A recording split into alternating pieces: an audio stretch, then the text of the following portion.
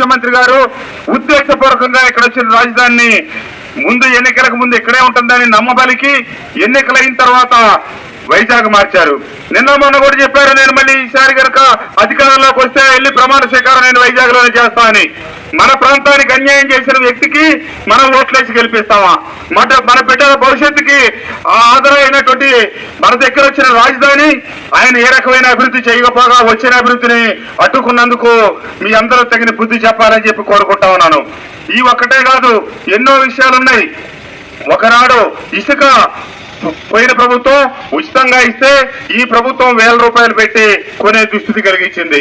అంతేకాకుండా మద్యం ఒకనాడు 80 రూపాయలు 90 రూపాయలు ఉన్నదాన్ని రేటు తక్కువ ఉంటే పేదలు తాగుతా ఉన్నారు కాబట్టి రేటు పెంచి వాళ్ళ తాగుడు అలవాటు మానిపించి దశల వారీగా మద్య నిషేధం చేసి 2024 ఎన్నికల నాటికి సంపూర్ణ మద్య నిషేధం చేస్తాను, స్టార్ హోటల్లో తప్పితే ఎక్కడ మద్యం దొరకని పరిస్థితి చేస్తానని చెప్పి 80 రూపాయలు 300 రూపాయలు చేసి ఈ రోజున వచ్చే 15 సంవత్సరాలు ఆ కార్పొరేషన్ ద్వారా వచ్చే ఆదాయం మొత్తం బ్యాంకుల్లో తనఖా పెట్టి డబ్బు తీసుకొచ్చి ఇక్కడ డబ్బు వృధా చేశారు. అంతేకాదు ఈ ప్రభుత్వం అధికారంలోకి వచ్చేటప్పటికి రాష్ట్రం అప్పు 2.5 లక్షల కోట్లు, ఈ రోజు 12.5 లక్షల కోట్లు. ఏం చేశాడయ్యా ఈ ముఖ్యమంత్రి గారంటే 40-50 సంవత్సరాల నుంచి నడుస్తున్న పరిశ్రమలు కూడా మూతపడే పరిస్థితి తీసుకొచ్చాడు. ఎందుకు అదంటే 2014 నుంచి 19 దాకా ఒక్క పైసా కూడా విద్యుత్ బిల్లులు పెంచలా, కానీ 19 నుంచి 24 వరకు 9 సార్లు విద్యుత్ ఛార్జీలు పెంచారు. ఈ పెంచినందువల్ల మన రాష్ట్రంలో ఉన్నటువంటి పరిశ్రమలు చుట్టుపక్కల ఉన్న రాష్ట్రాలతో పోటీ పడలేని పరిస్థితి, దానివల్ల మూతపడతా ఉన్నాయి. అంతేకాకుండా ఈ రాష్ట్రంలో కొత్తగా ఒక్క పరిశ్రమ నెలకొల్పే పరిస్థితి లేదు. మరి ఈ రోజు ఎస్సీలు లేదు, ఎస్టీలు లేదు, బీసీలు లేదు, ఓసీలు లేదు. ప్రతి కుటుంబంలో చదువుకున్న బిడ్డలు ఉన్నారు. కొద్దిగా వాయిస్ పెంచమనవయ్యా. చదువుకున్న బిడ్డలు ఉన్నారు, కానీ వాళ్ళకి కొత్తగా పరిశ్రమలు రానందువల్ల ఉద్యోగాలు వచ్చే పరిస్థితే లేదు. మరి ఈ రాష్ట్రంలో చదువుకున్న బిడ్డలకి ఇక్కడ ఉద్యోగాలు రాకపోతే వలసపోవాలి. ఎంతమంది వలసపోతారు? వలసపోయిన వాళ్ళకి ఎంతమంది ఉద్యోగాలు వస్తాయని చెప్పి మీరందరూ ఆలోచించండి. ఈ ప్రభుత్వం చేసిన దుర్మార్గాలు ఒకటి కాదు.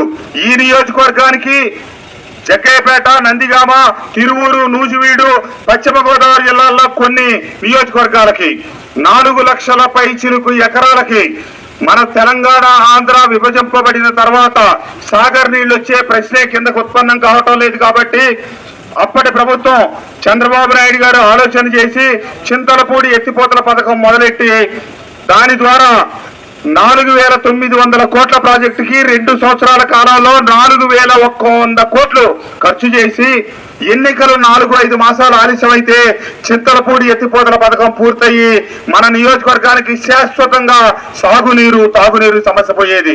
ఈ ముఖ్యమంత్రి గారు ఈ 5 సంవత్సరాల కాలం ఒక్క రూపాయి 5 సంవత్సరాల కాలం 5% పనులు కూడా పూర్తి చేయకుండా ఆ ప్రాజెక్టు తుప్పు పెట్టేటట్టుగా ఆపి కక్షగట్టి ఇటు అమరావతిని ఎలా ఆపాడో అటు చింతలపూడిని ఆపాడు.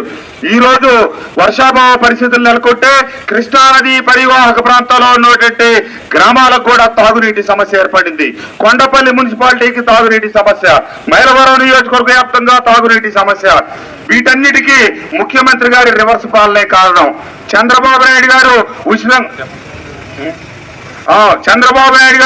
ఉచితంగా ఇసుకిస్తే ఈయన డబ్బులకి ఇవ్వాలి. చంద్రబాబు నాయుడు గారు అమరావతి మొదలెడితే ఈయన అమరావతి ఆపాలి. చంద్రబాబు నాయుడు గారు చింతలపూడి మొదలెడితే ఈయన చింతలపూడి ఆపాలి. అంతేగాని ఈయన నేనేం చేశానని లేదు. మీటర్ నొక్కాను, ఓట్లు పడితే చాలు నాకు. అంతేగాని బిడ్డల భవిష్యత్తు పరిశ్రమలు అనేది ఒక్క రోజులో వచ్చేవి కావు, అవి దీర్ఘకాలిక ప్రణాళిక. పరిశ్రమలను ప్రోత్సహించాలి, ఈ రాష్ట్రానికి పెట్టుబడులు రావాలి, ఆదాయం పెరగాలి, వచ్చిన ఆదాయంతో పేదలకు సంక్షేమం అందించాలి. కానీ అప్పులు తెచ్చి ఈ రాష్ట్రాన్ని అప్పులు కుప్పగా మార్చి ఈ రాష్ట్రానికి ఉన్న ఈ 12 లక్షల కోట్లు అప్పు ఈ రాష్ట్రం కట్టుకోవాల్సింది తప్పితే కేంద్రం మాఫీ చేయదు, పక్క రాష్ట్రాలు ఇవ్వు. కాబట్టి జగన్మోహన్ రెడ్డి గారి ఓట్ల 50 తప్పితే రాష్ట్రాన్ని అభివృద్ధి చేసే మనస్తత్వమే లేదు. అంతేకాకుండా వస్తున్న పరిశ్రమలు కూడా మీరు మా రాష్ట్రంలో పెట్టవసరం లేదంటే అమర్ రాజా బ్యాటరీస్ 9000 కోట్ల రూపాయల విలువైన పరిశ్రమలు, వేలాది మందికి ఉద్యోగాలు ఇచ్చే పరిశ్రమని తీసుకెళ్లి నేరుగా వీళ్ళు చెప్తే నేరుగా పత్రికా క్లిప్పింగ్లు ఉన్నాయి, వీడియో క్లిప్పింగ్లు ఉన్నాయి, వెళ్ళి తెలంగాణలో పెట్టుకున్నారు వాళ్ళు. అంతేకాదు ట్రాన్స్పోర్ట్ ఫీల్డ్ ఈ విటిపిఎస్ బాధిత గ్రామాలన్నీ కూడా నేరుగా దాని మీద ఆధారపడి రవాణా రంగం మీద ఉన్నారు.